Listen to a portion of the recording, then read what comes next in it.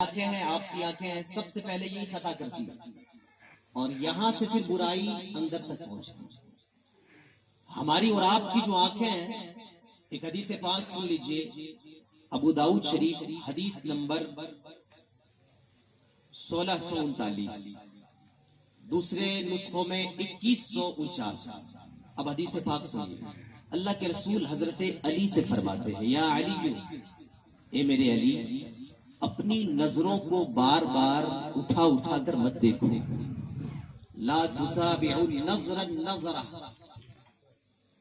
حضرت علی سے میرے آقا فرماتے ہیں کہ بار بار، جس کو کھٹا میں اگر آپ کہیں گے تو ڈگر چکر، جیسے کبھی ادھر دیکھ رہا ہے تو کبھی ادھر دیکھ رہا ہے تو کبھی ادھر دیکھ رہا ہے، تو گویا کہ حضرت علی سے نبی کریم فرماتے ہیں، اے علی، اپنی نظروں کو نیچے رکھ کر چلا چلا، ڈگر چکر مت دیکھو، اس لیے کہ جب آدمی دیکھتا ہے کسی اجنبی عورت، چونکہ میں آپ کے محلے کا ہوں، کسی نہ کسی اینگل سے میں آپ کا رشتہ دار ہوں، میں حیا کے پردے میں آپ کو مسئلے سمجھا رہا ہوں کہ جب بھی انسان کی نظر اٹھتی ہے، اب اگر سامنے میں کوئی خاتون ہے، اجنبی خاتون ہے، اگر آپ کی نظر پڑتی ہے تو حکم یہ ہے کہ فوراً نظر کو آپ نیچے کریں۔ نبی کریم فرماتے ہیں کہ اگر آپ کی نظر پڑتی ہے اور پڑھنے کے بعد اس نظر کو آپ جما دیتے ہیں، جمانے کا مطلب ہے کہ لگاتار دیکھے جا رہے ہیں، بات کر رہے ہیں، آنکھوں سے آنکھیں ملا کر بات کر رہے ہیں، اجنبی لڑکی ہے، اجنبی عورت ہے، تو اللہ کے رسول فرماتے ہیں کہ اگر آپ کی پہلی نظر پڑے گی اور آپ نے نظر ہٹا لیا تو وہ نظر معاف ہے، لیکن اگر اسی نظر کو لگاتار دیکھے جائیں گے، یا پھر ایک بار نظر پڑی اور آپ نے ہٹا لیا پھر دوسری بار دیکھیں گے تو یہ نظر معاف نہیں ہے، قیامت میں اس نظر کا آپ کو حساب دینا ہوگا۔ اور اجنبی عورت یہ نہیں کہ کوئی غیر، کوئی دوسرے محلے کی لڑکی ہو، دوسرے محلے کی عورت ہو، اجنبی عورت آپ کے گھر میں خود ہوتی ہے۔ ایک اور حدیث سن لیجئے، اللہ کے رسول سے پوچھا گیا، یا رسول اللہ، بھابھیوں کے بارے میں کیا حکم ہے؟ تو اللہ کے رسول فرماتے ہیں کہ بھابھیوں کے لیے جو دیور ہوتے ہیں وہ موت ہوتے ہیں۔ موت سے کس قدر ہم سب ڈرتے ہیں، اگر کوئی بیماری ہوتی ہے تو آدمی افسوس کرنے لگتا ہے کہ کہیں اسی بیماری میں تو میری موت تو نہیں ہو جائے گی۔ تو موت سے جس طرح سے آپ ڈرتے ہیں، اللہ کے رسول فرماتے ہیں کہ ایک دیور کو بھابھی سے ویسے ہی دور رہنا چاہیے اور ایک بھابھی کو دیور سے ویسے ہی دور رہنا چاہیے۔ لیکن عام مزاج ہو گیا لوگوں کا، مذاق بھی لوگ کرتے ہیں تو یہی کہہ کے بھوجی لگ تو کرتے ہیں نا، بھابھی لگے گی، اگر وہ بھابھی لگے گی تو کیا مطلب آپ کے لیے مذاق کرنا جائز ہے؟ ارے دوسرے رشتوں کے بارے میں میرے آقا نے اتنی سختی نہیں فرمائی ہے جتنی سختی میرے آقا نے بھابھی کے لیے کہا ہے۔ میرے آقا نے کہا کہ ایک بھابھی کے لیے اس کا دیور موت ہے۔ اب آپ ذرا تصور کریں اور سوچیں کہ موت سے کتنا زیادہ ہم لوگ قریب ہوتے ہیں۔ اس لیے سب سے گزارش ہے کہ آپ سب میری باتوں کو آج سنیں اور اپنی زندگی میں اس کو لاگو کرنے کی کوشش کریں۔ عورتیں اپنے بھیسور سے پردہ کرتی ہے، جہاں کہیں آنے لگی بس چھپنے لگی۔ میری مائیں اور بہنیں اگر سن رہی ہیں تو یہ بھی کان کھول کے سن لیجئے کہ آپ جس طرح سے بھیسور سے پردہ کرتی ہے، اسلام یہ سکھاتا ہے کہ جیسے آپ کے لیے آپ کا بھیسور ہے اسی طرح سے آپ کے لیے آپ کا دیور بھی ہے، دیور سے بھی ویسے ہی پردہ ہے۔ یہ پردہ آنکھوں کا پردہ ہے۔ قرآن میں سورہ احزاب میں اللہ نے ارشاد فرمایا، قل للمؤمنین یغضوا من ابصارہم، اے نبی آپ مومنوں سے کہہ دیجئے وہ نظروں کو نیچے رکھے، اس لیے کہ نظریں جب اٹھتی ہیں تو بے حیائی اندر تک پہنچتی ہے، اور جس کے اندر بے حیائی آتی ہے کبھی بھی اس کے اندر ایمان نہیں رہ سکتا ہے۔ الحیاء شعبۃ من الایمان، حیا کا تعلق ایمان سے ہے۔ اگر اندر میں حیا ہے تو ایمان ہوگا، اگر اندر میں حیا نہیں ہوگی تو ایمان بھی نہیں ہوگا۔ اب چلے میرا جو موضوع ہے، میرا موضوع ہے کہ نظروں کو نیچے رکھنا ہے، چونکہ جب لڑکا بالغ ہوتا ہے تو سب سے پہلے نظریں خطا کرتی ہے، آنکھیں گناہ کرتی ہے، اور خاص کر کے آج موبائل کا دور ہے، دروازہ لاک ہے، کمبل اوڑے ہوئے، موبائل میں معاذ اللہ کیا سے کیا دیکھتا ہے۔ کیا خوف نہیں آتا ہے کہ اس وقت اللہ تعالیٰ اگر چاہے تو جو آپ چھت کے نیچے سوئے ہیں اللہ اس چھت کو گرا سکتا ہے؟ آپ کو وہی تباہ و برباد کر سکتا ہے. لیکن سنیے کہ جب بھی لڑکا بالغ ہوتا ہے یا لڑکی بالغ ہوتی ہے، اس کی نظریں خطا کرتی ہے، اسلام کیا رہنمائی کرتا ہے؟ اسلام کہتا ہے، اللہ کے رسول جوانوں سے کہتے ہیں، یا معشر الشباب، اے جوانوں، فمن استطاع منکم الباءۃ فلیتجوز، اے جوانوں، تم میں سے جو نکاح کی طاقت رکھتا ہے، بیوی بچوں کو کھلانے پلانے کی چھمتا رکھتا ہے، تو اسے چاہیے کہ وہ نکاح کر لے. جس کے پاس بھی گھر ہے، مکان ہے، ٹھیک ٹھاک روزی روزگار کے سامان ہے، تو اس کو چاہیے کہ نکاح کر لے. اب کچھ صحابہ ایسے بھی تھے حضور کی بارگاہ میں کہ جن کے پاس کچھ بھی نہیں تھا، نہ گھر تھا، نہ پیسہ تھا، کپڑے بھی نہیں تھے. کوئی آ کے کپڑا دیتا تھا تب کپڑے پہنتے تھے، کوئی کھانا دیتا تھا تب کھانا کھاتے تھے. تو اسلام ایسا دین ہے کہ جہاں پہ ہر ایک کے لیے سایہ ہے. جس کے پاس کھانے اور کمانے کی چیزیں ہیں اس کے لیے تو اسلام نے کہا ہے نکاح کر لے. جس کے پاس نہیں ہے اس کے لیے اسلام کہتا ہے کہ اب وہ روزہ رکھے، اس لیے کہ جب روزہ رکھے گا تو اس کے اندر میں روزہ کی وجہ سے جو نفس ہے وہ ٹوٹے گا، اور اندر کی جو برائی کی خواہش پیدا ہو رہی تھی اب وہ خواہش بن جائے گی. مثال کے طور پر آپ کے محلے میں کوئی غلط کام کرتا ہے، پہلے کے زمانے میں ہوتا تھا، اس کو بیک آؤٹ کر دو، گاؤں سے اس کو نکال دو، کمیٹی سے اس کو الگ کر دو. ابھی تو کوئی پرواہ نہیں کسی کی. ابھی محلے میں سب سے زیادہ جو برا کام کرنے والا ہے وہی سیٹ بنا بیٹھا ہے. ابھی محلے میں جو سب سے زیادہ برائی کرنے والا ہے وہی ہیڈ بنا بیٹھا ہے. ہر ایک میں اسی کو پوچھا جائے گا تب لوگوں کا کام ہوگا. لیکن ایک زمانہ تھا کہ اس کو بیک آؤٹ کیا جاتا تھا تاکہ معاشرہ گندا نہ ہو. اسلام بھی یہی اجازت دیتا اور یہی حکم دیتا ہے کہ اگر گندا ہو اندر کی دنیا تو اب بیک آؤٹ کر دو. کیا بیک آؤٹ کر دو؟ کھانا مت دو، پانی مت دو. یعنی انسان کے لیے حکم ہے کہ اگر اندر برائی کرنے کا ارادہ آ رہا ہے تو ایسے میں روزہ رکھنے کا حکم. جس کے پاس طاقت ہو، چھمتا ہو نکاح کرنے کی تو وہ نکاح کرے. جس کے پاس نکاح کی چھمتا نہیں اس کے لیے روزہ رکھنے کا حکم. اب ذرا آگے دیکھیے، جب نکاح کی چھمتا ماشاءاللہ تقریباً ہر گھر میں ایسے لوگ ہیں کہ اگر بھائی کمزور ہے تو اس کے بھائی سپورٹ کرتے ہیں کہ چلو نکاح کر لو. جب نکاح کرنے کے لیے تیار ہو جائیں تو کیا حکم دیتا ہے اسلام؟ اسلام کہتا ہے کہ جب نکاح کی تیاری کرنے لگو تو سب سے پہلی کوشش یہ کرو کہ جو لڑکی تلاش کرو وہ نیک اور دیندار تلاش کرو. صورت اچھی ہو نہیں ہو، خاندان اچھا ہو نہیں ہو، اس کے پاس پیسے دولت ہو نہیں ہو، وہ نہیں دیکھنا، بلکہ یہ دیکھنا ہے کہ اس کی سیرت اچھی ہے کہ نہیں، اس کا کردار اچھا ہے کہ نہیں ہے. یہ ہمیں اسلام حکم دیتا ہے. اور اسلام کیا کہتا ہے؟ اسلام کہتا ہے تخیروا لنطفکم، ابن ماجہ کی حدیث ہے. اللہ کے رسول فرماتے ہیں اپنی آنے والی نسلوں کے لیے تم اچھی ماؤں کا انتخاب کرو. اور یہاں ایک چیز میں بتا دوں، بڑی اچھی بات، ماشاءاللہ توجہ سے آپ سب سن رہے ہیں. نعت بے شک بڑی اچھی چیز ہے لیکن نعت سے سیکھنے کو نہیں ملے گی. تو نعت 10 منٹ ہونی چاہیے تو تقریر 1 گھنٹہ ہونی چاہیے، تبھی جا کے کچھ اندر میں تبدیلی آئے گی، ورنہ کوئی فائدہ نہیں ہونے والا. نعت سن کے ماحول بہت شاندار آپ نہیں بنا سکتے ہیں. نعت تو کسی نے کہا ہے بطور تمثیل چٹنی کی طرح ہے، اور چٹنی سے پیٹ نہیں بھر سکتے، پیٹ بھرنے کے لیے خوراک چاہیے.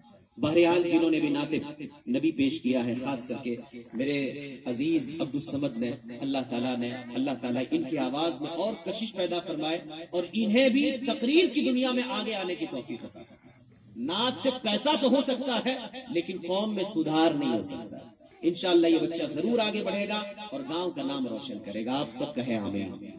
اب ذرا سنیں اسلام کیا حکم دیتا ہے کہ جب بھی آپ اپنے لیے، اپنے بیٹے کے لیے شادی کے تعلق سے سوچیں تو کسی نے بڑی اچھی بات کہی ہے. اس نے کیا کہا ہے کہ جب بھی آپ اپنے بیٹے کے لیے جائیں لڑکی دیکھنے کے لیے تو یہ مت سوچیں کہ میں بہو دیکھنے جا رہا ہوں.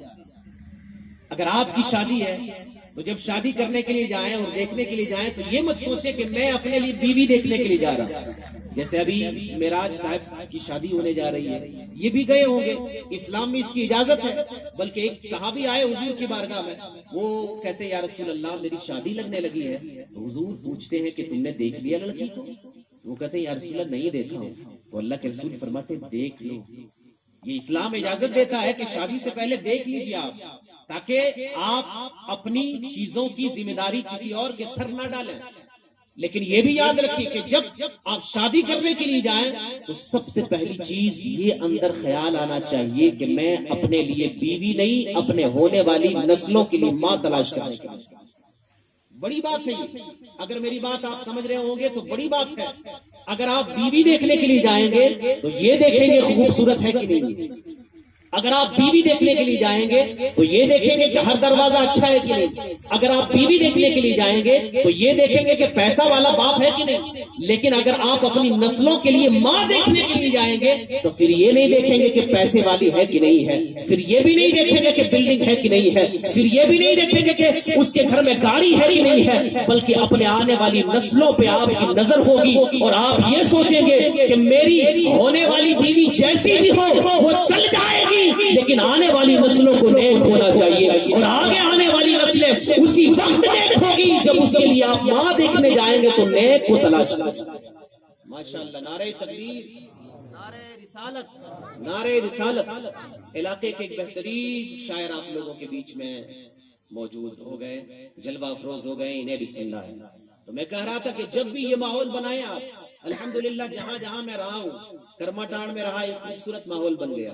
چھوڑنے کے بعد کچھ لوگوں نے کہا حضرت ایسا لگ رہا تھا ہارٹ اٹیک ہو جائے گا. ابھی جہاں پہ ہوں وہاں پہ کہہ دیا ہوں کہ بس 1 مہینہ ہوں، میرا کورس کالج کا ہے، چونکہ وہاں کالج ہے، کالج سے پڑھائی چل رہی ہے، رمضان تک ہوں. تو ابھی لوگ آتے ہیں اور افسوس کرتے ہیں حضرت آپ جانے لگے ہیں، یہ تو ابھی گاؤں سدھرنے والا تھا اور ماشاءاللہ کافی اچھا ہو گیا تو، اور آپ جانے لگے. اور میرے گاؤں میں اگر خود اندھیرا ہو تو کتنی افسوس کی بات. تو کوشش یہ کریں ایک ماحول بنائے، اور ماحول اتنا شاندار بنائے، اتنا خوبصورت بنائے کہ آج پھر سے خالد ابن ولید کی ضرورت ہے، آج معاشرے میں پھر سے صلاح الدین ایوبی کی ضرورت ہے، آج ہماری کمیونٹی میں پھر سے حضرت عمر ابن عبدالعزیز کی ضرورت ہے. اور ایسے لوگ ایسے ویسے ماں باپ سے نہیں آتے ہیں، ایسے ویسے ماں باپ سے نہیں آتے ہیں، ایسے لوگ ان ماں باپ سے آتے ہیں جن کی رات بھی گزرتی ہے تو اللہ کی یاد میں گزرتی ہے. تو کیا کرنا ہے، جب بھی اپنے لیے دیکھنے کے لیے جائیں آپ، ماشاءاللہ کتنے نوجوان بیٹھے ہیں جن کی شادیاں نہیں ہوئی ہوگی. میں سب کو یہ نصیحت کرتا ہوں، میرے بچے، میرے بھائیوں، کہ آپ جب بھی شادی کرنے کے لیے تیار ہو تو یہ مت سوچیں کہ بیوی دیکھنے جا رہا ہوں، بلکہ یہ سوچیں کہ میں اپنی ہونے والے بچوں کی ماں دیکھنے جا رہا ہوں. یہ بڑا فائدہ ہے. حدیث پاک سن لیجئے آپ، حدیث پاک مسلم شریف کی حدیث ہے. آقا کریم صلی اللہ علیہ وسلم نے ارشاد فرمایا کہ جب انسان مر جاتا ہے تو مرنے کے بعد اب نماز نہیں پڑھ سکتا ہے، روزہ بھی نہیں رکھ سکتا ہے، زکوٰۃ بھی نہیں دے سکتا ہے. کتنے ایسے قبر میں ہیں، اگر آپ لوگ دیکھ سکے، ان کی چیخیں سن سکے تو قسم خدا کی رات میں آپ کو نیند نہیں آئے گی. آپ کے قبرستان بغل میں کتنے لوگ ہیں جو قبر میں چیختے ہیں، کتنے لوگ ہیں جو قبر میں چلاتے ہیں اور وہ پکارتے ہیں کہ میرے بچے کہاں ہو. حضور کی حدیث ہے، بیہقی شریف کی حدیث ہے، اللہ کے رسول فرماتے ینتظر دعوۃ من اب او ام او اخ او صدیق. قبر میں جو لیٹے ہوئے لوگ ہیں وہ انتظار کرتے ہیں کہ کاش میرے بچے میرے نام پہ کچھ کریں. لیکن بچے کو فرصت کہاں، وہ تو کمانے کے لیے نکلے ہیں. صبح نکلتے ہیں، دوپہر میں آتے ہیں، کھاتے ہیں، پھر سے نکل جاتے ہیں، شام میں پھر آتے ہیں، رات میں سو جاتے ہیں. اتنی فرصت کہاں کہ قبر میں لیٹے ہوئے باپ کو یاد کریں. اللہ کے رسول فرماتے ہیں کہ مرنے کے بعد نہ وہ نماز پڑھ سکتا ہے، نہ روزہ رکھ سکتا ہے، نہ زکوٰۃ دے سکتا ہے، نہ حج کر سکتا ہے. ایسے میں انہیں نیکیاں نہیں ملتی ہے. اگر ملتی ہے تو 3 راستے ہیں، 3 راستوں میں ایک ان کی نیک اولاد. آپ سب جو یہاں بیٹھے ہیں، آپ میں سے کتنے لوگ ہیں جن کا باپ قبر میں لیٹا ہوگا، جن کی ماں قبر میں لیٹی ہوگی؟ اگر باپ ماں زندہ ہیں تو دادا دادی، اگر وہ بھی زندہ ہے تو اس سے اوپر کے لوگ لیٹے ہوں گے اور وہ آپ کے انتظار کر رہے ہوں گے. لیکن کہاں سے آپ جائیں گے ان کے لیے دعا کریں گے؟ فرصت ہی نہیں ہے. تو یہ کب فرصت ملے گی؟ جب آپ نکاح کرتے وقت یہ سوچیں گے کہ میں تو دنیا سے چلا جاؤں گا، میرے لیے کرنے والی اولاد میں چھوڑ کے جاؤں گا. اس کے لیے ضروری ہے ایسی خاتون کو لائیں گے جو خاتون آپ کے یہاں آئے گی خود بھی دیندار ہو، دیندار ہوگی اور اس کے بچے بھی دیندار. ایک روایت میں سناتا ہوں، سنیے روایت. ماشاءاللہ امام صاحب بھی تشریف لے آئے. یہ روایت میں اس سے پہلے سنا چکا ہوں، شاید آپ میں سے کوئی سنا ہوگا. اگر نہیں سنا ہوگا تو آپ کی اندر کی جو روح ہے اس کو جھنجھوڑنے کے لیے واقعہ کافی ہے. تکریت کا علاقہ اور تکریت کا گورنر، جیسے آپ کے یہاں کے جامتاڑا، یہ ہمارا جو ودھان سبھا ہے سارٹ ودھان سبھا، یہاں سارٹ ودھان سبھا کی جو ودھایک ہے، سوچئے کتنی بڑی پوسٹ ہے. اس سے بھی بڑی پوسٹ گورنر کی ہوتی ہے. گورنر تکریت کا گورنر تھا اور ان کی عمر کافی ہو گئی تھی. ان کا نام تھا نجم الدین ایوب. شادی نہیں ہوئی تو ان کا جو بھائی تھا وہ بار بار کہتا کہ بھائی آپ کی عمر گزرنے لگی, آپ شادی کب کریں گے؟ تو نجم الدین ایوب اپنے بھائی سے کہتے کہ بھائی شادی کرنے کا تو ارادہ ہے لیکن میرے لائق کوئی لڑکی ہے ہی نہیں. اب ان کے بھائی جو تھے وہ کہتے کہ ارے آپ گورنر ہیں اور آپ کہتے کہ آپ کے لائق کوئی لڑکی نہیں ہے, آپ اجازت تو دیجئے خوبصورت سے خوبصورت لڑکیوں کو آپ کے قدموں میں پیش کر دوں گا. تو وہ کہتے نہیں میرے بھائی, خوبصورت لڑکی مجھے نہیں چاہیے. اس کے بھائی کہتے آپ گورنر ہیں, اتنی بڑی پوسٹ پر ہیں کہ آپ کو خوبصورت بیوی نہیں چاہیے؟ وہ کہتے نہیں مجھے خوبصورت بیوی نہیں چاہیے. پیسے والے چاہیے؟ نہیں مجھے پیسے والی بھی نہیں چاہیے. تو وہ ایک ہوتا ہے نا جیسے جس کو کھٹا میں کہتے یل جانا, تو وہ اس طرح سے اپنے بھائی کو کہتے تب آپ شادی اس کا مطلب نہیں کرنا چاہتے آپ. تو وہ کہتے کہ شادی کرنے کا ارادہ ہے لیکن میرے لائق کوئی لڑکی نہیں ہے. وہ پلٹ کے پوچھتے کہ بھائی آپ کے لائق کیسی لڑکی چاہیے, جنت کی حور چاہیے؟ وہ کہتے نہیں جنت کی حور بھی نہیں چاہیے, میرے لائق لڑکی نہیں ہے. مجھے کیسی لڑکی چاہیے؟ اگر تم سننا چاہ رہے ہو تو سنو. مجھے ایسی لڑکی چاہیے کہ جب میرے نکاح میں آئے تو مجھے کہیں دنیا کے بازاروں میں نہ چھوڑ دے بلکہ میرے ہاتھوں کو پکڑے تو جنت تک لے کے جائے. زور سے کہیں سبحان اللہ. کیا خواہش ہے, کتنی اچھی خواہش ہے. آج اگر ہم میں سے کسی ایک کی بھی خواہش ایسی ہو گئی تو میں سمجھوں گا میرا یہاں آنا تقریر کرنا کامیاب ہو.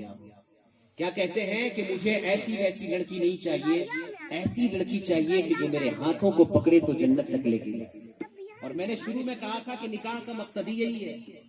حضور کیا فرماتے ہیں, الدنیا متاع کلھا, یہ دنیا جتنی کی جتنی ہے سب متاع ہے, پونجی ہے, سب برتنے کا سامان ہے. وخیر متاع الدنیا المرأة الصالحہ. حضور فرماتے ہیں اس بیچ میں اگر کوئی ایک چیز کامیاب ہے تو نیک بیوی ہے, ورنہ کوئی کامیاب نہیں ہے. جتنی چیزیں ہیں ادھر سے آئیں گی ادھر چلی جائیں گی. اگر کوئی آپ کو کامیاب کرنے والی ہے تو نیک بیوی ہے. اسی کو زمانے کے لفظوں میں کہا جاتا ہے کہ اگر کوئی کامیاب مرد ہوتا ہے تو اس کے پیچھے ایک کامیاب عورت کا ہاتھ ہوتا ہے. سنے ہیں نا, اگر کوئی کامیاب مرد ہے تو اس کے پیچھے عورت کا ہاتھ ہوتا ہے. حقیقت میں اگر کوئی جنتی بنتا ہے تو اس کے پیچھے بھی عورت کا ہاتھ ہوتا ہے.